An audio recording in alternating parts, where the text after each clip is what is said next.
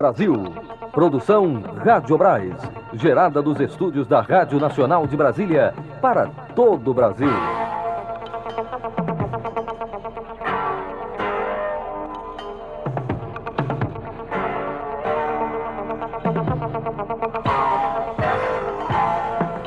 Terça-feira, 17 de julho de 2001. Boa noite. A Câmara de Gestão da Crise de Energia aprova a revisão de metas para 13 empresas. Boa noite. Em Brasília, 19 horas.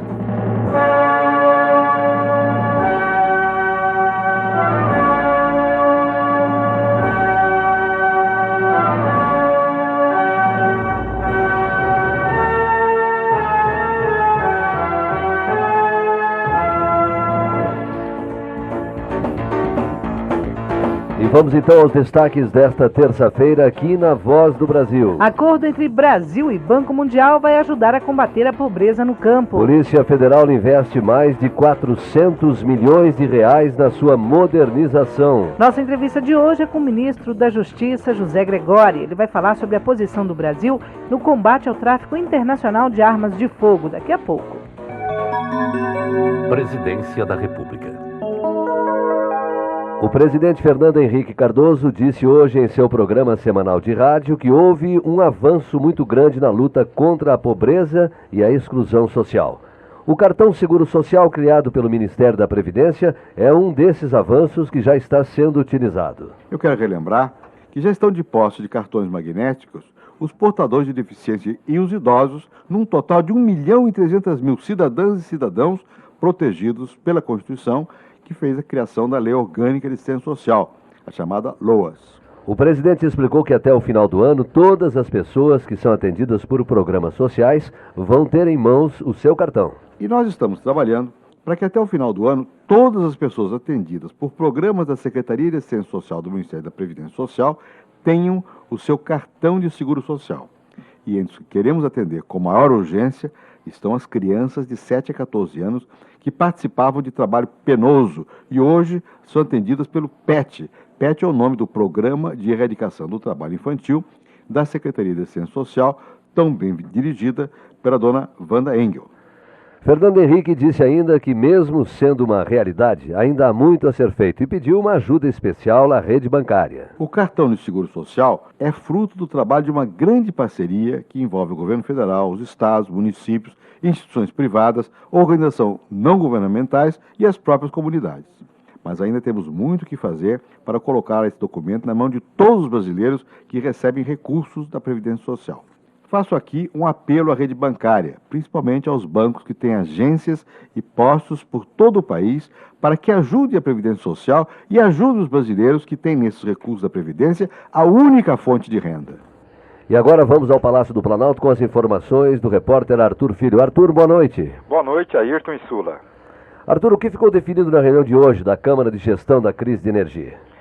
Olha, Ayrton, foi o seguinte, o governo atendeu o pedido de revisão de metas de consumo de algumas empresas que têm uma produção maior em um determinado período do ano. As empresas beneficiadas são as que trabalham para melhorar na eficiência do uso de equipamentos de energia, na produção de vidros para embalagens de medicamentos fotossensíveis e empresa que atua no porto da atividade exportadora. Na próxima terça-feira, o núcleo da Câmara de Gestão da Crise de Energia Elétrica deve voltar a se reunir. Esta reunião será comandada pelo presidente da Itaipu Nacional, Euclides Scalco, porque o presidente da Câmara, o ministro Pedro Parente, estará nos Estados Unidos, debatendo com entidades internacionais a questão energética brasileira. São essas informações, Ayrton e Sula. E com relação ao menino Iruan, que está retido em Taiwan com parentes, Arthur, parece que o presidente Fernando Henrique se manifestou. Tem alguma informação a esse respeito? Tenho sim. O presidente Fernando Henrique Cardoso pediu hoje ao Ministério das Relações Exteriores que interceda junto ao governo de Taiwan para a liberação do garoto Iruan, de 6 anos, que está retido na ilha por familiares desde março desse ano. De acordo com o porta-voz da Presidência da República, Georges Lamazière, o ministro das Relações Exteriores, Celso Laffer, vai receber na quarta-feira, dia 25, a deputada Ana Corso, do PT do Rio Grande do Sul, que está intermediando a negociação. Segundo o porta-voz, o escritório de representação brasileira em Taiwan está prestando apoio à família do menino. Iruan é filho de mãe brasileira e está sob os cuidados da família paterna desde a morte do seu pai. No Brasil, o garoto era criado pela avó Rosa Leocádia, que tem a guarda legal de Iruan. O Itamaraty já colocou à disposição todos os serviços cabíveis para assegurar à família a proteção do menino. Ao vivo do Palácio do Planalto, Arthur Filho. O vice-presidente Marco Maciel defendeu hoje, no Rio de Janeiro, a diversificação da matriz energética brasileira. Ele visitou, na Ilha do Fundão, o Centro de Pesquisas de Energia Elétrica, CEPEL, vinculado à Eletrobras. A repórter Cristiane Ribeiro tem os detalhes. De acordo com Marco Maciel, o futuro do país passa cada vez mais pela questão energética. Por isso, está na hora de investir no uso da energia nuclear, das termoelétricas, além das alternativas da energia solar e da eólica. Nós nos apoiamos sempre muito na hidroeletricidade, que é uma energia barata, firme, tem grandes qualidades, não polui, etc. Mas precisamos diversificar também, né? Partimos para outras fontes. O CEPEL é vinculado à Eletrobras e, desde 1974, desenvolve programas de pesquisa sobre o uso da energia elétrica e também de fontes alternativas para a produção da eletricidade, como a casa solar, que detém tecnologia de ponta em eficiência energética, com o aproveitamento da energia solar. Do Rio de Janeiro, Cristiane Ribeiro. O ministro Carlos Melles criticou hoje a recomendação dos Estados Unidos para que os norte-americanos evitem o turismo no Brasil por causa dos recentes acontecimentos em Salvador. Repórter Alana Gandra. O ministro do Turismo, Carlos Melles, considerou episódica e passageira a recomendação do governo dos Estados Unidos para que os norte-americanos evitem o Brasil como destino turístico, tendo em vista os recentes fatos ocorridos na capital da Bahia. Segundo Melles, não há como desincentivar o turismo, porque o Brasil tem o maior e melhor potencial turístico do mundo. Que, na realidade, o turismo é a bola da vez. Eu tenho avaliado e visto isso muito. O Brasil pode crescer com folga muito mais de 10% ao ano. Carlos Melles disse que o governo está fazendo o que é preciso para melhorar a imagem do país e atrair turistas, a começar pelo ensino fundamental. A volta da obrigatoriedade do esporte nas escolas contribuirá para a redução da marginalidade das drogas e formará um novo quadro social no país, afirmou Carlos Melles. Do Rio de Janeiro, Alana Gandra. O Brasil deu mais um passo no sentido de fortalecer sua cooperação internacional de combate ao tráfico ilícito de armas. O país assinou em Nova York, nos Estados Unidos, durante conferência da ONU, um protocolo onde se compromete a adotar uma série de medidas preventivas contra a fabricação e o tráfico ilícito de armas de fogo. A delegação que representou o Brasil na conferência da ONU foi chefiada pelo ministro da Justiça, José Gregori. E é com ele que nós vamos conversar agora. Ministro, boa noite. Boa noite aos ouvintes da Voz do Brasil.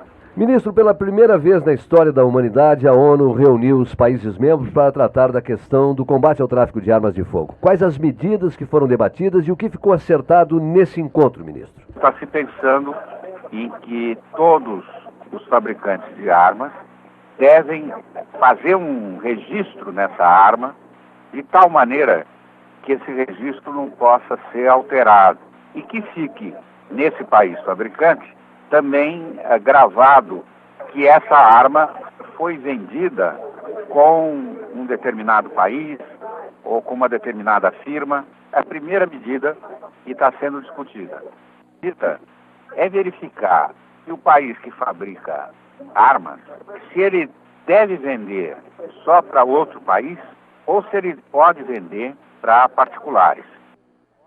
E como é que está o interesse, ministro, dos países para essa questão? Eles estão colaborando? Esse esforço que está se fazendo no mundo é um esforço que tem encontrado vários países como interessados. O Brasil é um deles. O Canadá também tem dado uma boa contribuição. A Suíça. Os Estados Unidos têm discutido o assunto, mas, infelizmente, nessa conferência, defendeu uma posição muito conservadora, muito pouco aberta a aceitar medidas de controle, alegando razões constitucionais. Ministro, sabemos que a utilização de armas de fogo é uma questão muito complexa, muito abrangente. Eu gostaria que o senhor nos dissesse se foi boa realmente essa conferência da ONU. Eu acho que a conta e a análise que tem que se fazer é de que há um ano e meio atrás, nós não tínhamos nada para fazer face a esse problema da utilização de armas, tanto na criminalidade como em guerras civis. Agora, a humanidade já sentou em torno de uma mesa e está discutindo como diminuir esse problema. Então, já houve um avanço. Agora, esse é um processo que vai prosseguir. Essa conferência não vai colocar um ponto final no interesse que se tem de diminuir o alcance negativo das armas, de maneira que é um processo que se iniciou e que vai prosseguir. Bem, nós conversamos com o ministro da Justiça, José Gregório. Ministro, muito obrigada pela sua participação aqui na Voz do Brasil e uma boa noite. Boa noite aos ouvintes da Voz do Brasil. O plano de modernização da Polícia Federal prevê investimentos de mais de 400 milhões de reais em 6 anos. Hoje, o órgão inaugurou novos laboratórios de informática, fotografia e de polícia científica. Mais informações com a repórter Cristina Guimarães. Novas instalações e viaturas foram entregues hoje para a Polícia Federal. A Academia Nacional de Polícia inaugurou 9 salas de aula, 2 auditórios, laboratórios de informática, de fotografia para identificação criminal e um laboratório de polícia científica criminal, além de 138 apartamentos que foram modernizados. Com essas reformas, a Polícia Federal está investindo mais na capacitação e treinamento de seus profissionais, apontados como um dos problemas do órgão. Também foram apresentados os novos veículos adquiridos pela polícia, que englobam ônibus adaptados para transporte de tropas em operação, caminhão, ambulância, van para cães farejadores e caminhonetes que serão distribuídos para outros estados. O plano de modernização da Polícia Federal prevê a aplicação de 460 milhões de dólares em 6 anos, que serão utilizados na compra de lanchas, 6 novos helicópteros, armamentos e na instalação de laboratórios mais modernos em áreas novas, como crime ambiental e de informática. No próximo ano, a Polícia Federal começa a trabalhar com um novo sistema importado da França de identificação de digitais a partir de fragmentos. Além disso, o governo também criou 2.000 novos cargos na carreira policial. A maioria das vagas será preenchida por agentes e delegados. O concurso será realizado no ano que vem. De Brasília, Cristina Guimarães.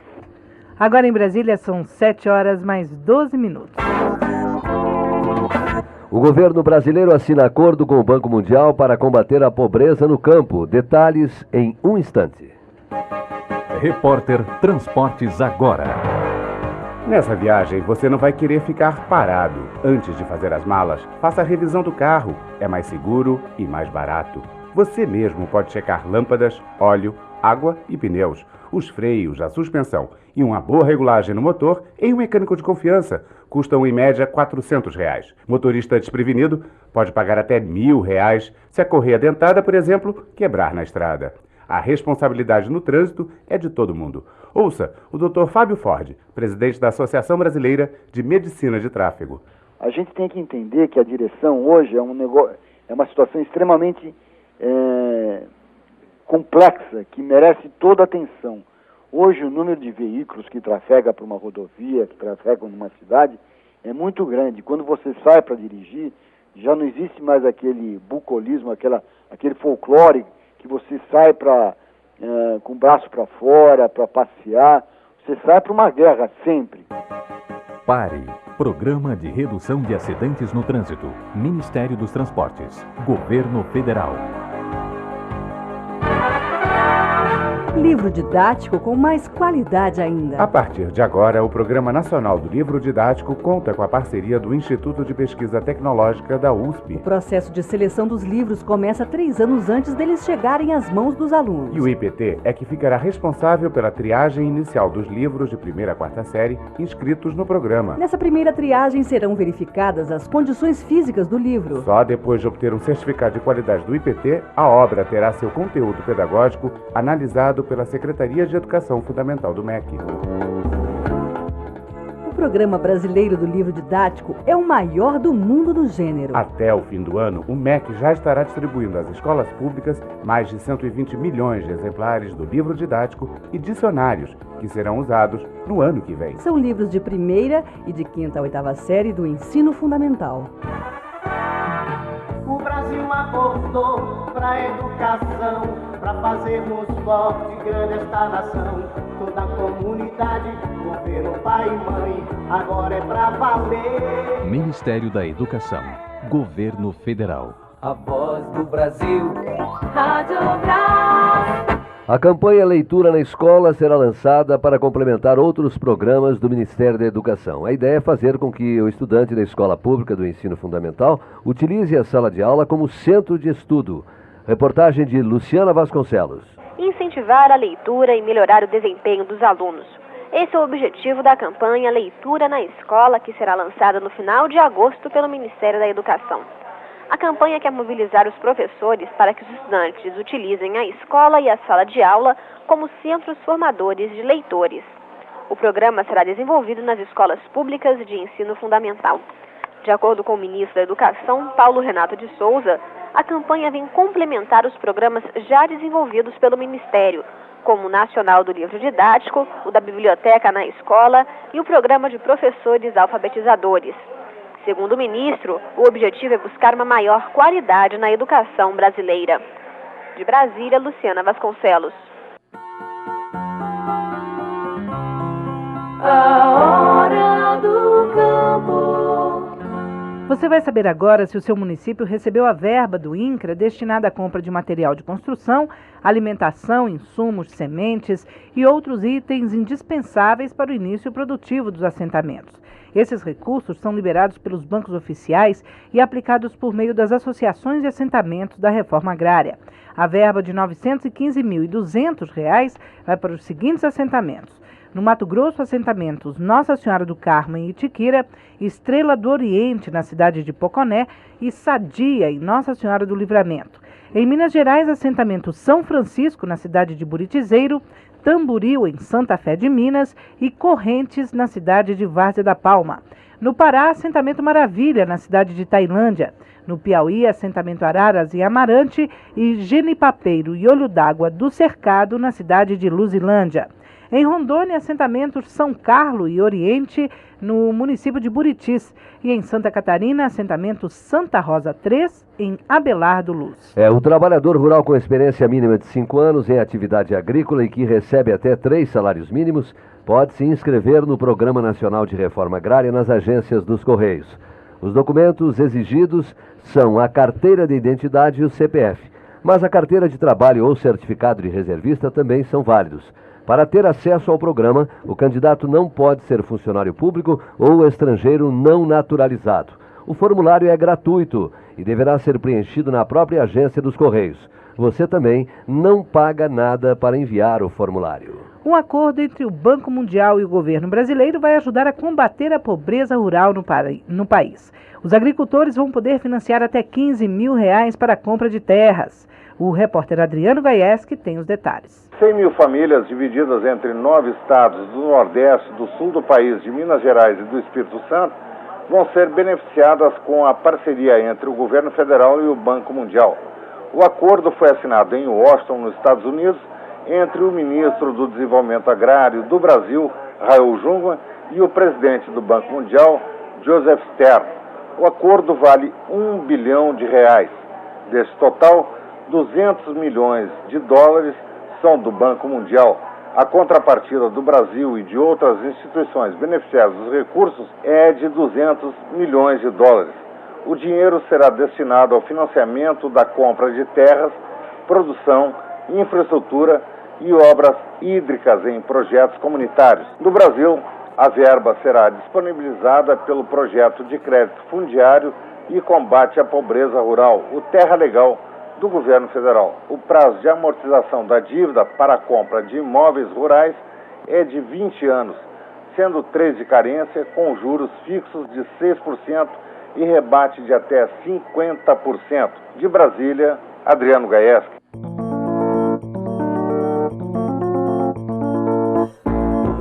R$ 53.476 famílias vão receber amanhã cestas de alimentos da Conab. As famílias moram nos seguintes municípios: na Bahia, Castro Alves e Saúde; no Ceará, Mombaça e Sononópole; em Minas Gerais, Aricanduva, Cantagalo, Chalé, Frei Gaspar, Patrocínio do Muriaé, Peçanha, Santana do Garambel e São Francisco; Na Paraíba, Araçagi, Caldas Brandão, Catingueira, Ibiara, Juru, Livramento, Natuba e Pedra Branca. Mais 10 cidades do Piauí e 10 do Rio Grande do Norte também vão receber as cestas. A Conab vai entregar 5.277 cestas dentro do Programa Federal de Combate aos Efeitos da Seca para as prefeituras dos seguintes municípios: em Alagoas, Belo Monte e Olho d'Água do Casado. Na Paraíba, Caraúbas, Mato Grosso, Ouro Velho, Piancó, Princesa Isabel, Santana dos Garrotes e Sossego. No Piauí, Bonfim do Piauí. E no Rio Grande do Norte, Caiçara do Rio do Vento e Jardim dos Angicos. Meio ambiente. Representantes de vários países vão estabelecer uma forma integrada de combater o tráfico de animais silvestres. Até agora foram identificadas 400 quadrilhas que atuam em todo o mundo, movimentando 20 bilhões de dólares por ano. Os detalhes com a repórter Niobe Kelly. Começou hoje em Brasília a Conferência Sul-Americana sobre Comércio Ilegal da Fauna Silvestre. A conferência reúne cerca de 150 participantes, representantes do governo e de organizações não governamentais de todos os países da América do Sul e de organizações internacionais ativas no combate ao tráfico de animais silvestres. O objetivo é estabelecer parcerias e sistemas de proteção para os animais, por meio da criação de um banco de dados sobre a atuação dos traficantes. Também será apresentada uma proposta de harmonização das legislações ambientais dos países sul-americanos que permita uma ação integrada de combate a essa atividade ilegal, que movimenta cerca de 20 bilhões de dólares por ano em todo o mundo. O Brasil contribui com 15% desse total. O ministro do Meio Ambiente, Sarney Filho, participou da solenidade de abertura. Ele foi homenageado pela Rede Nacional de Combate ao Tráfico de Animais Silvestres por sua atuação à frente do Ministério. Segundo Sarney Filho, é preciso atuar basicamente em duas frentes: dar alternativas econômicas às comunidades carentes que sobrevivem da coleta e venda predatória dos animais e conscientizar os consumidores que alimentam o tráfico, principalmente o mercado internacional na Europa, Ásia e Estados Unidos. De Brasília, Niobe Kelly. Agora em Brasília, 7h23. A previsão do tempo para todo o Brasil é o destaque do próximo bloco. Voltamos já já. Comunidade Ativa. Desenvolvimento para todos. O programa Comunidade Ativa está mobilizando a população de Vicunha, Espírito Santo. Segundo o prefeito Decelino Mungim, o fórum local se reuniu e elegeu a pavimentação da rodovia estadual que liga Vicunha ao município de Vargem Alta como prioridade absoluta. São 34 quilômetros que vão transformar e desenvolver a cidade. Toda a nossa produção só chega na cidade, ela é a espinha dorsal do município. Ninguém consegue chegar na sede do município se não chegar nesse estado. Então é de suma importância para nós e ela realmente, se a gente conseguir isso, para nós eu acho que o programa já atinge o seu objetivo. Além de Vicunha e Vargem Alta, a estrada vai beneficiar outros 3 municípios carentes da região. Comunidade Ativa, um programa da Secretaria Executiva do Comunidade Solidária, Governo Federal. A voz do Brasil. Rádio Brás. Vamos agora à previsão do tempo para amanhã, quarta-feira, em todo o país. Tempo nublado com chuvas isoladas em toda a região sul. A temperatura mínima é de 12 e a máxima para amanhã é 26 graus. Já na região sudeste, o sol deve aparecer em quase todos os estados. Somente em São Paulo o tempo deve ficar parcialmente nublado. A mínima é de 3 e a máxima de 32 graus. Sol com poucas nuvens em toda a região centro-oeste. As temperaturas estarão variando entre 14 e 37 graus. Na região norte, o céu estará nublado com pancadas de chuva no Acre, Amazonas, Pará e Amapá. O sol deve aparecer nas outras áreas. A temperatura mínima é de 17 e a máxima chega aos 36 graus. E no Nordeste, chuvas isoladas na faixa litorânea entre Sergipe e Bahia. O sol aparece no Piauí e Maranhão. Nos outros estados, tempo passando de nublado a parcialmente nublado, mínima de 14 e máxima de 37 graus. As informações são do Centro de Previsão do Tempo e Estudos Climáticos do INPE. Agora em Brasília, são 7h25. Esta primeira parte da Voz do Brasil foi produzida pela Rádio Brás. Uma boa noite a todos e até amanhã. É isso aí, boa noite para você e não esqueça, amanhã às 7 em ponto nós estaremos de volta. Até lá.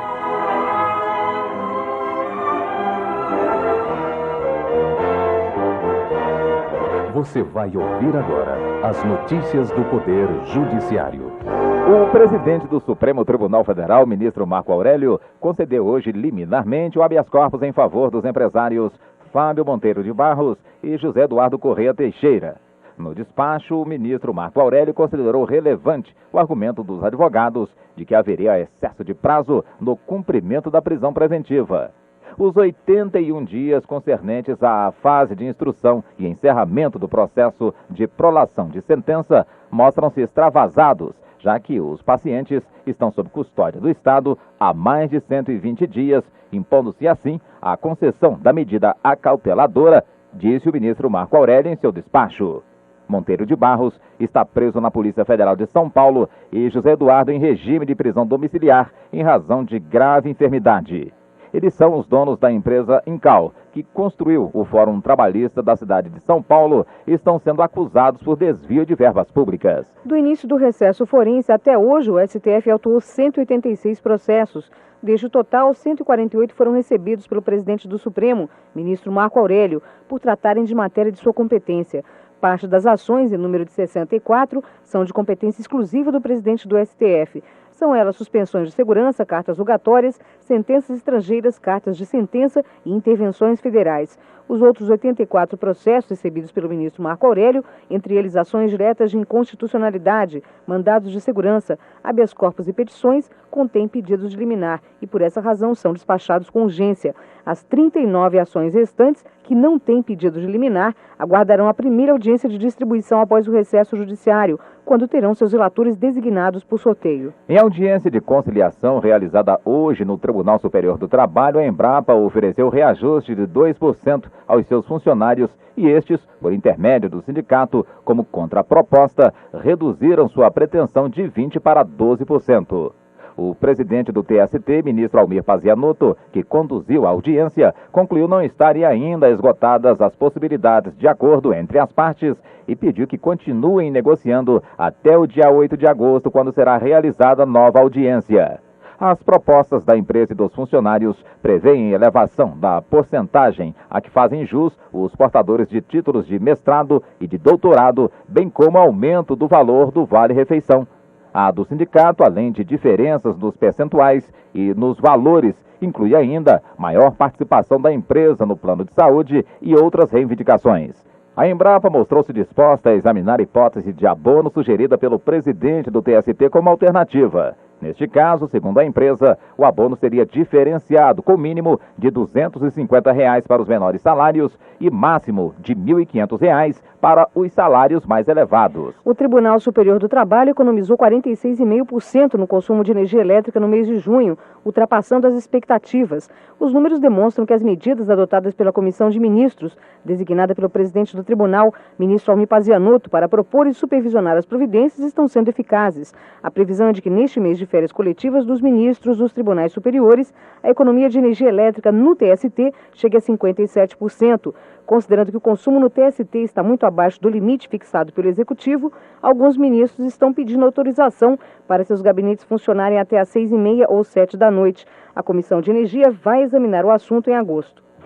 O julgamento do habeas corpus movido em favor de Marcos Vinícius Borges Emanuel, um dos 7 acusados de participação na chacina da Candelária, só será realizado no segundo semestre após o recesso forense. O exame de habeas corpus no STJ ocorreu a pedido do advogado de defesa do ex-policial militar, apontado como participante da chacina ocorrida no centro do Rio de Janeiro em julho de 93. 8 meninos de rua foram executados e outros 6 foram vítimas de tentativa de homicídio. A defesa do ex-policial quer cassar a decisão do Tribunal de Justiça do Rio, que determinou a realização, a pedido do Ministério Público Estadual, do terceiro exame do Tribunal do Júri sobre a conduta do ex-PM no episódio. A defesa também pede o relaxamento da prisão do ex-policial militar, uma vez que ele se encontra detido no batalhão de choque da PM no Rio de Janeiro. O Tribunal de Justiça do Rio de Janeiro vai criar um programa de apoio e incentivo à testemunha, segundo o presidente do tribunal, desembargador Marcos Fávia. Será criado no Fórum do Rio uma sala para testemunhas que deverão ser tratadas com respeito e consideração para ressaltar a importância do que estão fazendo, conforme explicou o presidente do tribunal. Em frente ao Tribunal de Justiça do Rio, existe uma estátua em homenagem à testemunha, que será colocada em local de destaque com iluminação e urbanização.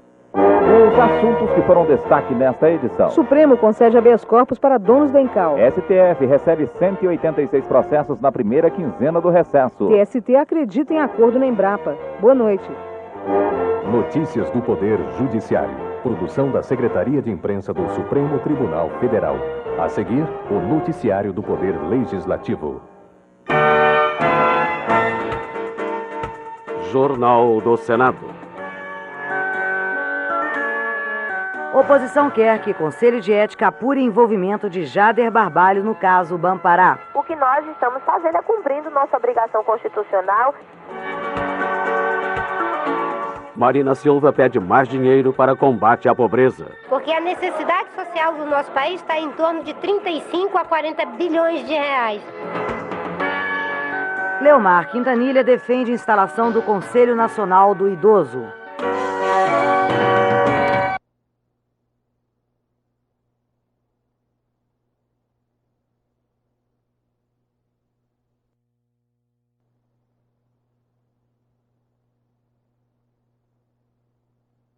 Por seu gabinete. Na nota, o senador diz que já pediu cópia dos documentos que supostamente o envolvem em desvio de dinheiro do Banco do Estado do Pará. Mas seu pedido foi negado, porque os documentos estão sob sigilo bancário. Jader Barbalho diz que não entende porque ele não tem acesso a essas informações, enquanto a imprensa obtém e divulga esses documentos sigilosos, da maneira que bem entendem, apenas para acusá-lo. Na nota, o senador também afirma que vai recorrer à justiça para se defender das acusações. O bloco de oposição vai pedir ao Conselho de Ética a apuração das denúncias de desvio de dinheiro do Bampará, que envolve o presidente do Senado, Jader Barbalho. A senadora Heloísa Helena deve protocolar o pedido amanhã. Repórter Márcia Torelli. Embora reconhecendo que o Conselho de Ética só poderá se pronunciar na primeira semana de agosto, quando se reinicia o trabalho parlamentar, Heloísa Helena acredita que a denúncia agora pode dar um rumo às investigações. O objetivo também, segundo ela, é tentar convencer os senadores a aprovarem logo o pedido de informações ao Banco Central relativo ao caso Bampará.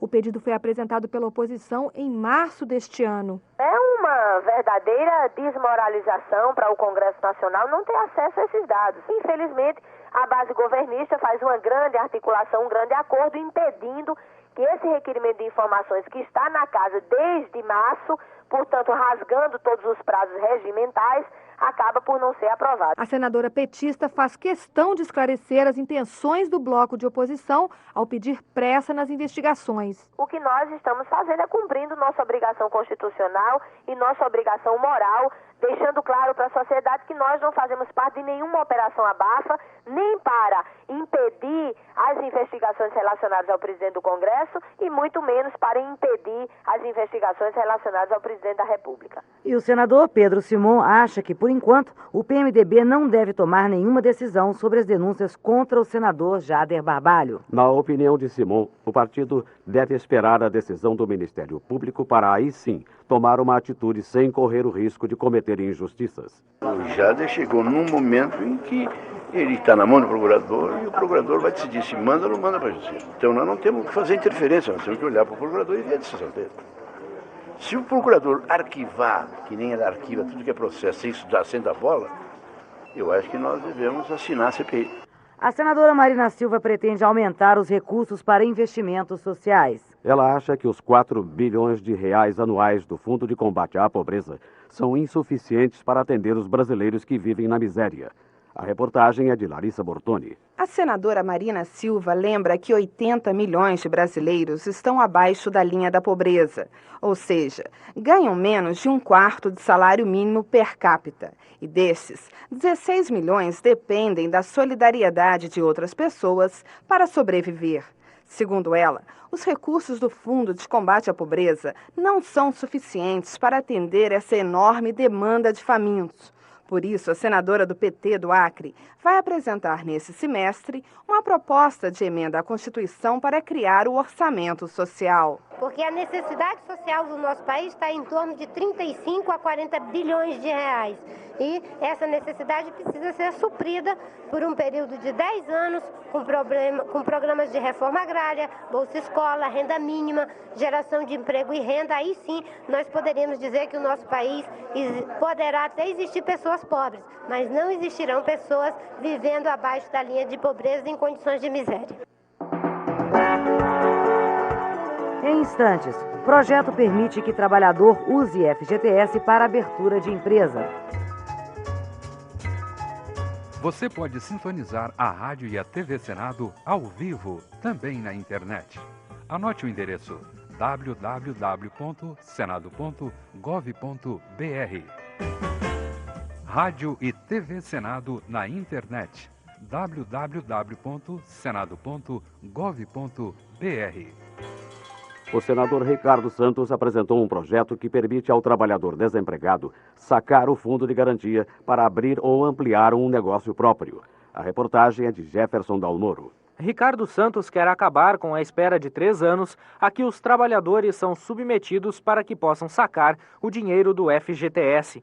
O único requisito para que o saque possa ser feito será a apresentação de um projeto de abertura de negócio aprovado por alguma instituição financeira oficial e de um atestado de capacitação dado pelo SEBRAE. Ricardo Santos espera, com o projeto, beneficiar os trabalhadores que não conseguem mais ser absorvidos pelo mercado de trabalho após uma demissão. O senador quer, com o projeto, propiciar novas alternativas de renda aos trabalhadores que perdem o emprego. Acreditamos que isso vai gerar emprego, fazendo com que nós possamos aumentar o número de microempresas empreendidas aí por pessoas que anteriormente estavam empregadas. O senador Leomar Quintanilha pede a instalação do Conselho Nacional do Idoso. Ele alega que hoje o trabalho dos órgãos que cuidam da valorização do idoso no país não atende às expectativas da sociedade, como explica o repórter Rômulo Mazzoccanti. Segundo dados do IBGE, mais de 14 milhões de pessoas têm idade superior a 60 anos no Brasil. A estimativa é de que nos próximos 20 anos, mais de 30 milhões de pessoas tenham mais de 60 anos. O senador Leomar Quintanilha, presidente da Subcomissão do Idoso, ressalta que a expectativa de vida aumenta acompanhando o desenvolvimento científico e que o Brasil já não é mais um país tão jovem. Então, nada mais oportuno, nada mais importante do que discutir essa nova situação dentro do contexto social brasileiro. Para Quintanilha, o trabalho dos órgãos responsáveis pela valorização do idoso no país não atende às expectativas da população. Ele ressalta que é preciso rever políticas e a legislação sobre o assunto. Por isso, a subcomissão que ele preside vai cobrar do Ministério da Previdência e Assistência Social a implantação do Conselho Nacional do Idoso. Que é um organismo que vai trabalhar justamente na aferição da prática dessas políticas e da legislação pertinente. A Subcomissão do Idoso também pretende discutir com segmentos organizados da sociedade o ajuste das políticas públicas para o idoso à demanda da população. Termina aqui o Jornal do Senado. Ouça agora as notícias da Câmara dos Deputados. Boa noite.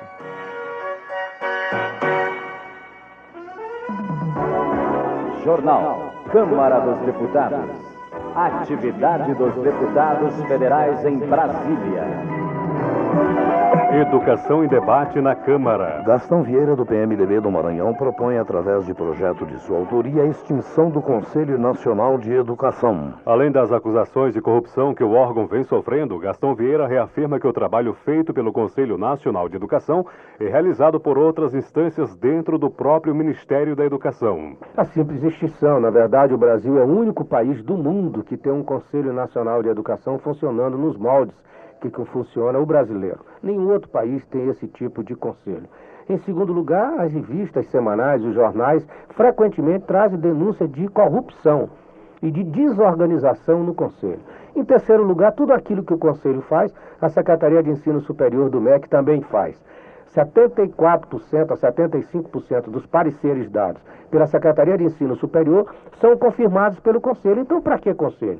Vamos acabar o conselho e vamos fazer um conselho de clientes, de empresários, de jornalistas, de técnicos, de estudantes que vão dizer se a educação vai bem ou vai mal e vão fazer recomendações para o Poder Legislativo e para o Poder Executivo no sentido de melhorar a educação pública brasileira. Já o deputado Arthur Virgílio, do PSDB do Amazonas, elogiou o lançamento pelo presidente Fernando Henrique Cardoso do programa Bolsa Escola. O programa, segundo Arthur Virgílio, vai beneficiar 11 milhões de crianças entre 6 e 15 anos e terá a duração de uma década. O presidente Fernando Henrique inaugurou o programa Bolsa Escola há alguns dias em Capão Bonito, no interior de São Paulo. Um programa que tem 11 milhões de crianças em idade escolar beneficiadas com a renda complementar de R$15 por criança. O presidente disse também que o programa vai ser estendido a 6 milhões de famílias pobres.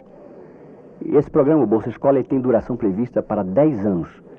Cerca de 1 bilhão e 700 milhões de reais sairão do Fundo de Combate à Pobreza para serem investidos nas nossas crianças, atendendo aquelas entre 6 e 15 anos que frequentem ensino fundamental de 1ª a 8ª séries.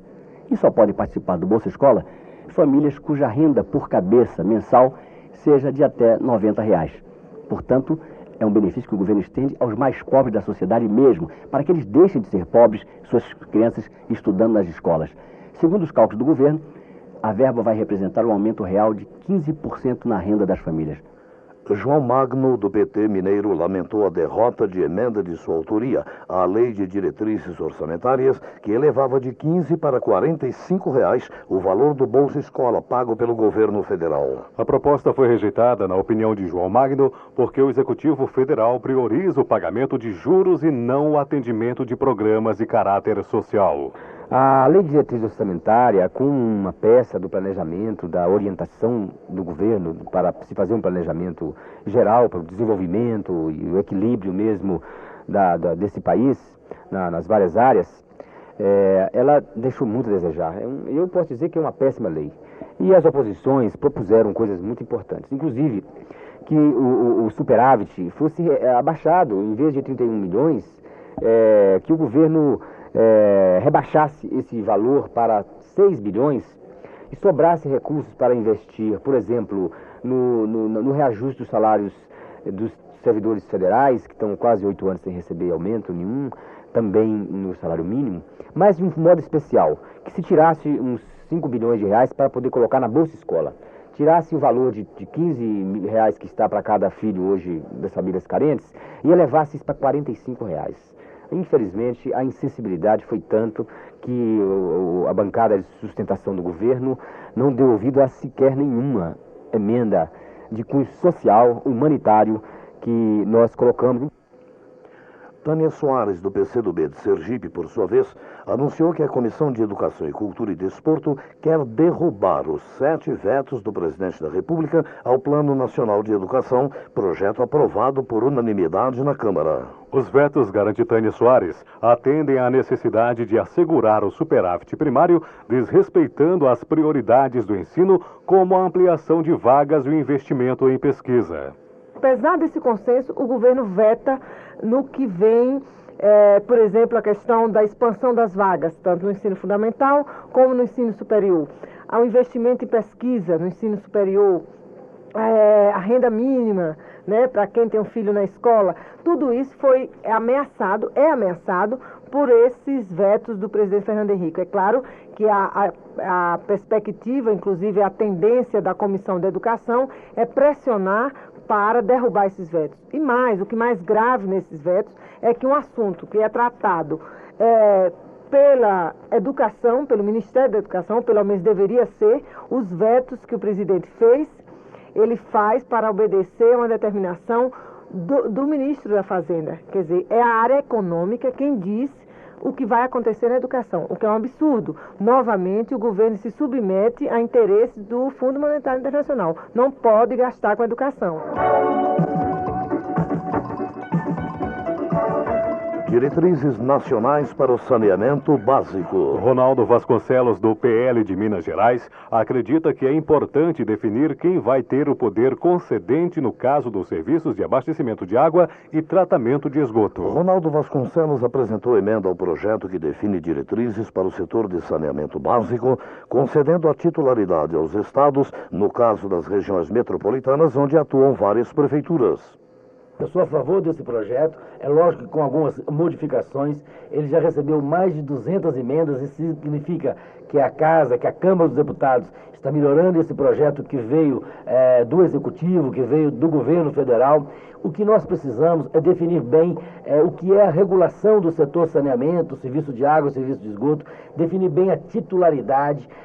A Constituição prevê a titularidade dos serviços de água e de esgoto para os municípios, mas prevê também a possibilidade de termos casos de conurbação, por exemplo, nas regiões metropolitanas. Eu sou de Belo Horizonte, onde nós temos uma região metropolitana com cerca de quase 30 cidades.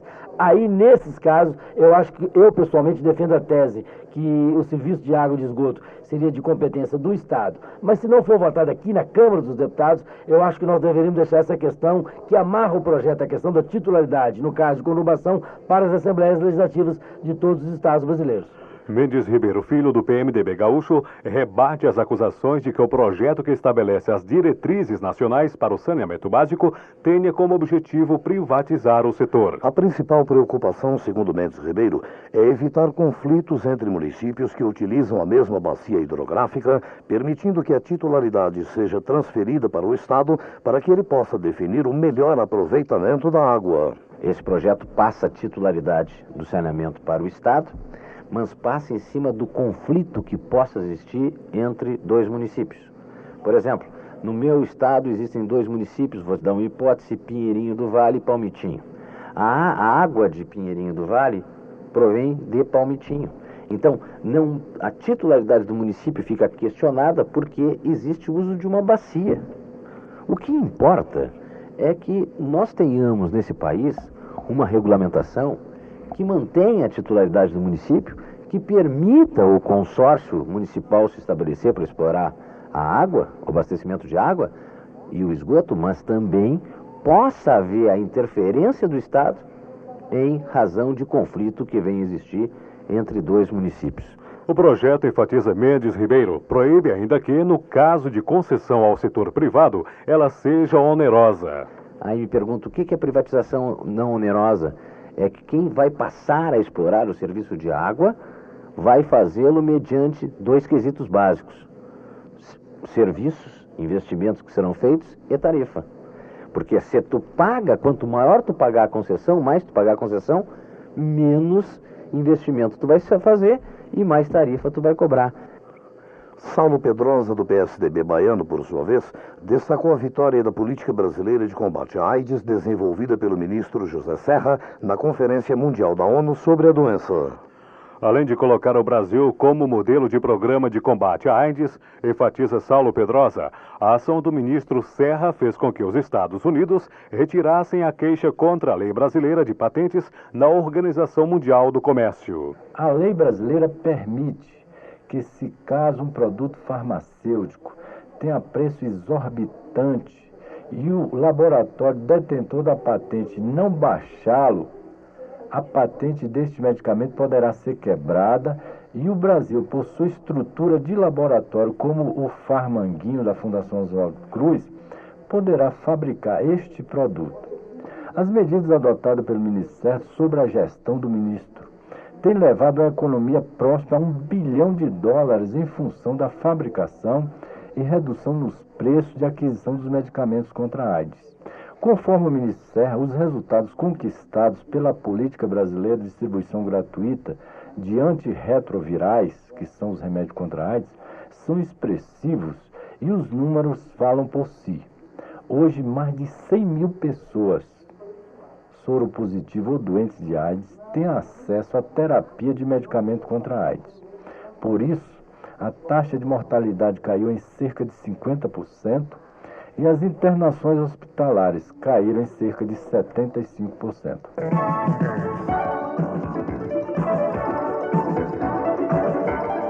Deputado quer federalizar crimes contra direitos humanos. Nelson Peregrino, do PT baiano, preside a Comissão de Direitos Humanos e cobrou do Senado Federal a votação urgente da reforma do Poder Judiciário, projeto já apreciado pela Câmara dos Deputados. Peregrino defende, entre os pontos da reforma, que os crimes contra os direitos humanos sejam transferidos para a apuração da Polícia Federal e o julgamento do Poder Judiciário Federal. Nós queremos um judiciário que seja ágil, que seja transparente, que seja fiscalizado pela sociedade e que possa fazer justiça no país. Toda vez que não há justiça, há impunidade. E a impunidade é um estímulo à violência. É preocupação, é prioridade da Comissão de Direitos Humanos, é minha preocupação que possamos ter uma justiça que de fato faça justiça nesse país. Há alguns mecanismos na reforma judiciária que nós achamos que são muito importantes. Um deles é o que nós estamos chamando de federalização dos crimes praticados contra os direitos humanos. É a possibilidade de que determinados crimes ocorridos no Brasil, quando houver uma omissão da autoridade estadual, do delegado de polícia, do Ministério Público local, ou até a conivência do secretário de Segurança Pública e do governador, este crime que viola os direitos humanos, ele possa ser deslocado para o âmbito da apuração da esfera federal, ou seja, ele ser apurado pela Polícia Federal e ser processado pela Justiça Federal. Então, a tortura, o caso de Eldorado dos Carajás, diversos crimes envolvendo crianças e de crimes violentos, poderiam ser apurados pela Polícia Federal e processados no âmbito da Justiça Federal, que não está submetida à influência do poder local. Como também há um mecanismo, que é a criação do Conselho Nacional de Controle Externo do Poder Judiciário, que nos permitirá, hoje, retirar da magistratura o juiz que não quer trabalhar, o juiz preguiçoso e o juiz que seja corrupto. Luiz Roberto, do PT, considera que o movimento grevista na Polícia Militar da Bahia foi deflagrado em razão da intransigência do governo estadual, que durante mais de 3 anos não quis negociar com os policiais. Luiz Roberto acredita que o Exército não está preparado para realizar o trabalho da PM, situação que gera mais intranquilidade social. Eu avalio primeiro que a sociedade baiana, como um todo, tem sido simpática ao movimento dos policiais. Sabem que eles estão em dificuldade de salarial, de condições de trabalho. E o governo do Estado, em vez de negociar, tentou, na verdade, transferir a responsabilidade que é do governo do Estado para o governo federal, solicitando a Força Federal através do Exército. Evidentemente que isso poderia trazer relativamente uma tranquilidade à população, mas também cria toda uma expectativa, até porque o Exército não é preparado para policiar as cidades.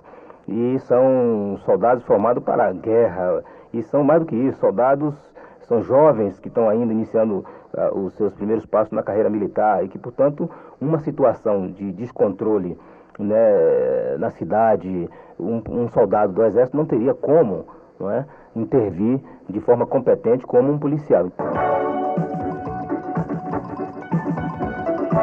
Novo Código Florestal. Salomão Cruz, do PPB de Roraima, analisou o novo Código Florestal criado por medida provisória que estabelece o limite de 20% para a utilização das propriedades rurais localizadas na Amazônia. Salomão Cruz garante que a devastação maior da floresta ocorre nos projetos de assentamento criados pelo próprio governo federal, responsáveis hoje por 40% das queimadas na região e onde os produtores não recebem qualquer apoio oficial.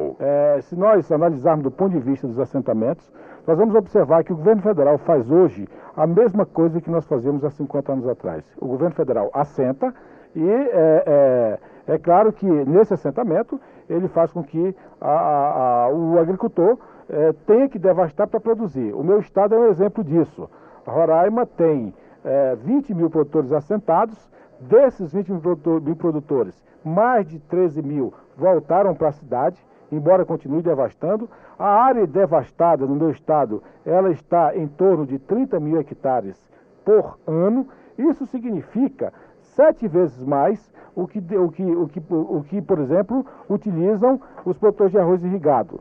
Eu tenho certeza de que, se nós analisarmos essa medida do governo, nós vamos ver que o governo ele está jogando de forma demagógica para a opinião pública internacional. Não é estabelecendo o limite de preservação que nós vamos preservar a Amazônia. Nós vamos preservar a Amazônia mudando o modelo de ocupação, deixando o grão, a cultura branda, o arroz, feijão e milho para a cultura industrial, para larga escala e plantando fruticultura tropical. Além disso, o governo precisa de assistência técnica, precisa de crédito, precisa, enfim, de tecnologia precisa de modernização. Edinho Bez, do PMDB catarinense, é relator da comissão especial que estuda a regulamentação do artigo da Constituição que trata do sistema financeiro e apresentou um projeto para enquadrar as administradoras de cartões de crédito nos casos de intermediação financeira.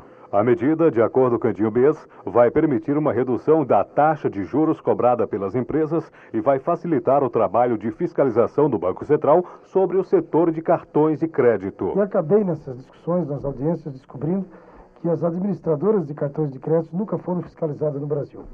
Qual a alegação do Banco Central?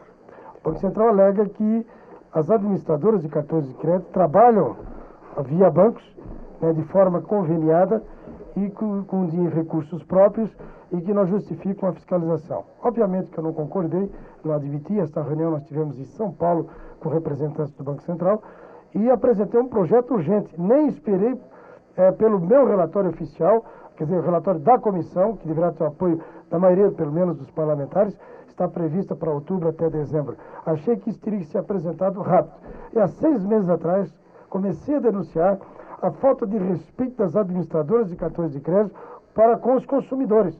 Num país em que nós temos uma inflação na ordem de 1%, menos de 1% ao mês, não se justifica pagar 12%, 13% ao mês. Isso não convence ninguém. Eu denunciei. Graças a Deus, eles entenderam o recado, já baixaram, não só eu, como outros também parlamentares, mas ainda continua alta, é 7%, 8%.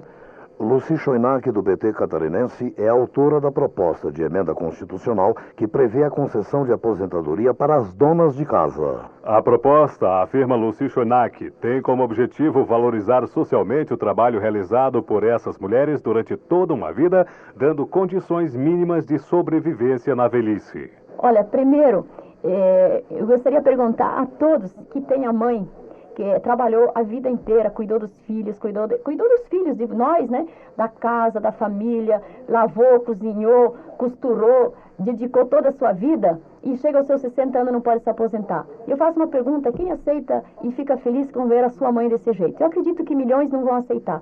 E hoje nós temos mais de 1 milhão de mulheres que não vão se aposentar. Por isso que nós entramos com uma proposta, uma emenda constitucional, garantir que as mulheres donas de casa, que completarem seus 60 anos, tiver a renda abaixo de 2 salários mínimos, tem a garantia de um salário mínimo mensal, como uma garantia à cidadania, ao reconhecimento social, que o trabalho da dona de casa é um trabalho tão importante quanto qualquer outro trabalho, e ele tem um valor social e precisa ser incluídas as mulheres na cidadania. Paulo Gouveia, do PFL de Santa Catarina, destacou o empenho da bancada catarinense para incluir na proposta orçamentária do próximo ano recursos para a realização de obras em rodovias federais no estado. Paulo Gouveia quer garantir recursos para a conclusão da BR-282 e a duplicação das BR-470 e 280. São, em primeiro lugar, a conclusão de uma BR cujas obras já passaram a ser uma novela, uma coisa histórica em Santa Catarina, que é a BR-282. Eu mesmo, quando fui secretário de Transportes e Obras no governo do falecido senador Wilson Klein Bing, eu já tive que fazer um pedaço daquela estrada entre Índios e Rio Canoas, na próxima Lages, porque era o trecho mais importante e ainda não havia sido asfaltado. Mas faltam ainda trechos dessa que é talvez a coluna vertebral do estado, corta o estado de leste a oeste e tem o trecho entre Lages e Campos Novos que ainda não está concluído. Por isso defendo em primeiro lugar as verbas para a conclusão da 282. Mas também tem 2 obras fundamentais e temos tratado disso com o governo do estado, com o ministro dos Transportes, com a bancada de Santa Catarina, para nós termos recurso em 2002 para duplicação da BR-470, especialmente no trecho crítico entre Blumenau e Indaial, Blumenau e o Alto Vale, e também da BR-280, especialmente no trecho entre Jaraguá e o Porto de São Francisco do Sul. Final de mais uma edição de A Voz do Brasil. Boa noite.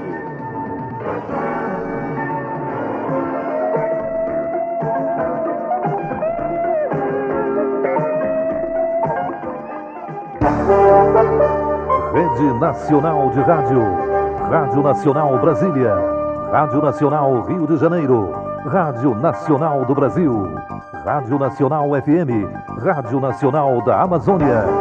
Emissoras Rádio Brás, ligando o Brasil e o mundo nas ondas do rádio.